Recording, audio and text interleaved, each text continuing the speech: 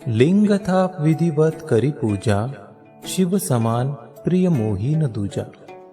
श्री श्यामा सेवा संस्थान के तत्वाधान में चारों धामों में एक दक्षिण भारत स्थित श्री रामेश्वर धाम में पूज्य महाराज जी के पावन जन्म दिवस पर संगीतमय श्रीमद् भागवत कथा का आयोजन पूज्य श्री अभिनंदन जी महाराज के श्रीमुख से दिनांक 26 दिसंबर 2021 से 1 जनवरी 2022 तक किया जा रहा है। यदि आप श्री भी इस भागवत कथा में सम्मिलित होना चाहते हैं और 7 दिन तक श्री रामेश्वर धाम में वास करना चाहते हैं तो संपर्क करें 9981200408 9981137779। यात्रा में सम्मिलित होने के लिए आवश्यक जानकारी। यात्रा की सेवा प्रति व्यक्ति 5100 रुपए की होगी, जिसमें आपको एक कमरा अटैच दिया जाएगा, जिसमें सामूहिक 5 लोगों के रुकने की व्यवस्था होगी। चाय नाश्ता दोनों समय का भोजन भी मिलेगा। यदि आप व्यक्तिगत रूप से पर्सनल कमरा चाहते हैं, जैसे 2 लोग पति पत्नी या परिवार के कोई भी 2 सदस्य रुकना चाहते हैं, तो 11,000 रुपए की सेवा प्रति व्यक्ति की होगी। ये आप अपने आप को सौभाग्यशाली समझिए। जो लोग धर्म पर उंगली उठाते हैं, वो उंगली उठाने से पहले जरा विचार कर लें कि ये धर्म केवल और केवल भारत में देखने मिलेगा आपको। अन्यत्र किसी देश में ये भागवत, ये राम कथा, ये शिव पुराण सुनने की बात महाराज लोगों के चिंतन में भी नहीं आती है।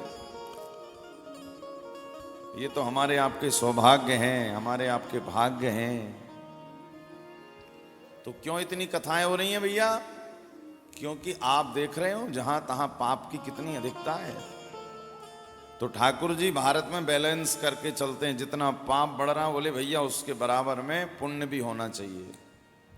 दान कर्म ये सब चलता रहेगा। आजकल लोग धर्म पर उंगली उठाते हैं, ये कहते हुए कि अरे महाराज संतों का, साधुओं का, ब्राह्मणों का, वक्ताओं का तो काम ही है लेने का। कहते हो ना, कितने गंदे गंदे कमेंट्स रहते हैं।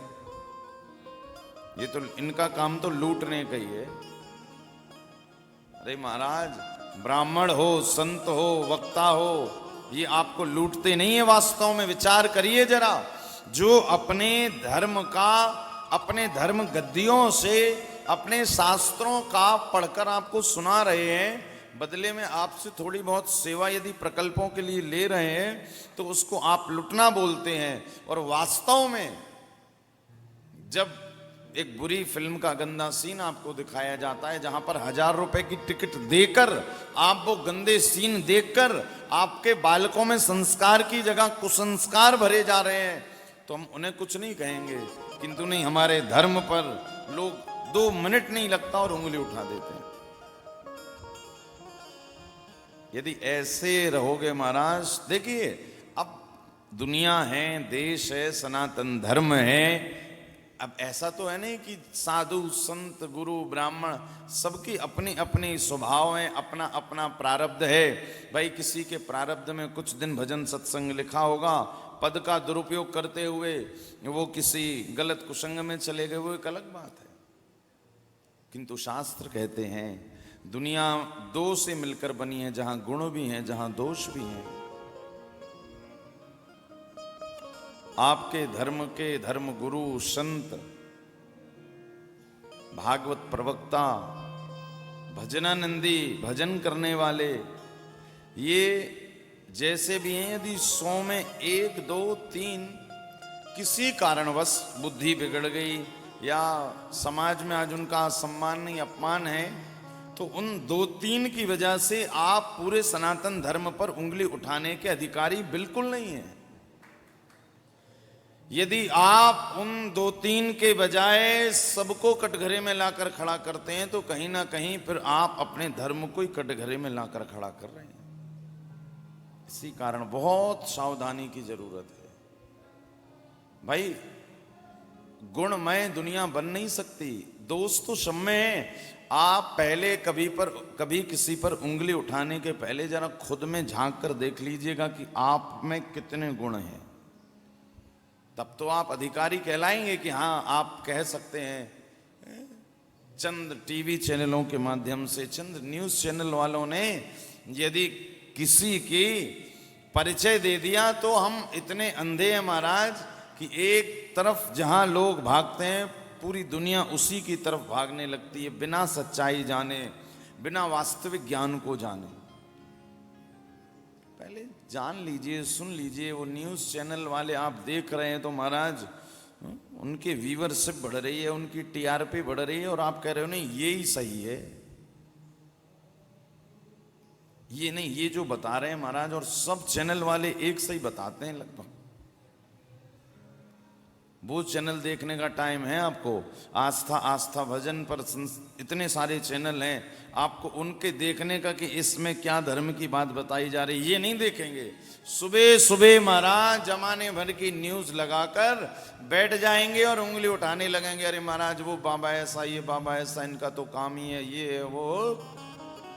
अच्छा, ये वही लोग करते हैं जो वास्तव में शुरू से इन सबको नहीं मानते, क्योंकि धर्म में आस्था रखने वाला, धर्म में प्रेम रखने वाला, वो कभी किसी पर उंगली उठाता नहीं है। उसे यदि अच्छा लगता है तो उसे ग्रहण कर लेता, नहीं लगता तो शांत हो जाता।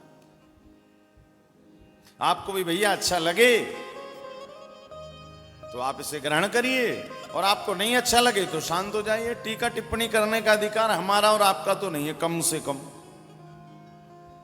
यदि आप टीका टिप्पणी कर रहे हैं तो फिर भैया आपके अंदर भी यदि सारे गुण हो तो फिर तो आप भी पूजन के योग्य हैं, और यदि आपके अंदर एक दोष भी निकल जाए तो फिर आप अधिकारी नहीं। इसी कारण सावधान रहें। धर्म के बारे में शास्त्र में लिखा है, जो सनातन धर्म के साधु संत महात्मा या सनातन धर्म से वो कैसे भी जुड़ा है, उस पर यदि आप उंगली उठाते हैं, बुरा बोलते हैं, बुरा सोचते हैं, तो आपने सनातन धर्म के उन साधुओं को, ऋषियों को, ब्राह्मणों के बारे में नहीं, आपने यूं समझिए सीधे परमात्मा से दुश्मनी ले ली। भगवान नारायण रुष्ट हो जाते हैं जब उनके सनातन धर्म पर कोई उंगली उठाता है, क्योंकि भगवान का नाम ही सनातन है।